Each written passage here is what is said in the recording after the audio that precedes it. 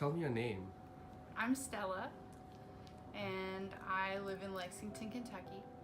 So I grew up in kind of a small city, and it's one of those places that kind of sucks you in, and you see the same faces the whole time that you're growing up, and then people go out and they try to make it and they try to be successful, and they end up just getting drawn back kind of to this small town. And I always thought in my head that I would never be good enough or successful enough or make enough money to get out of there. But it turns out that in order for me to truly leave, I had to lose everything. And that totally turned my thinking on its head. And then one day in February, I lost my job, I lost my apartment, I lost the relationship that I was in, that I had invested so much time in, and I had nowhere else to go. So I started applying for jobs everywhere, and I finally found a position in Lexington. I called up my cousin the night before and said, hey, can I come and stay with you for a little while, sleep on your couch while I get this figured out? And then I loaded up everything that I owned into a pickup truck, and I drove to the big city and started my job there.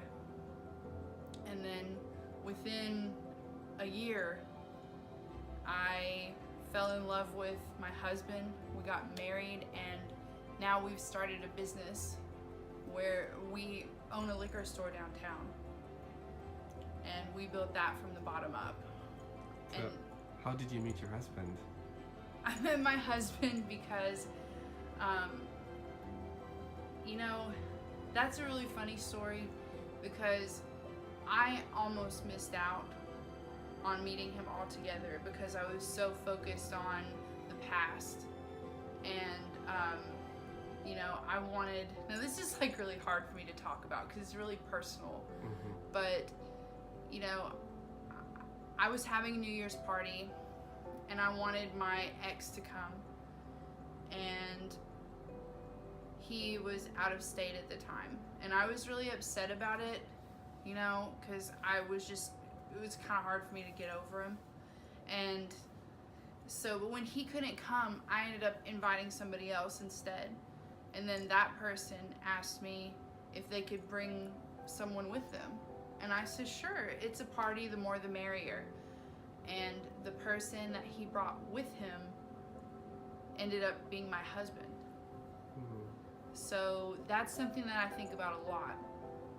But just like, thinking about how I kind of had to lose everything in order to get out of the small town that I was in and kind of achieve some of those goals, you can also miss out on something as amazing as your future husband or wife just because you're so caught up in the past that you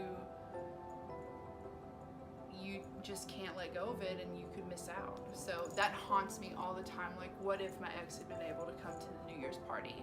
Then what would I do? So, what's that one thing that you would like to tell somebody else who is going through the things that you went through?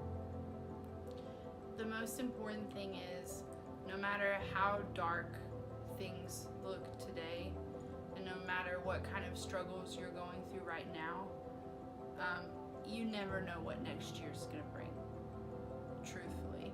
I mean, you might be at a place where you feel like you've lost all of your momentum, you've lost everything that you've worked for, you've had a major setback, and you just don't see, a way out of your problems. But time, and even a short amount of time, like a year, can be enough to change everything. Because I went from losing everything that I had ever cared about, ever worked for in my life, and completely starting over, to building a whole new life and finding love and finding purpose and finding, something to really care about, all in the space of a year. So you just don't know. You do not know. The future is spotless. totally full of potential, and there's always hope. That's the main thing.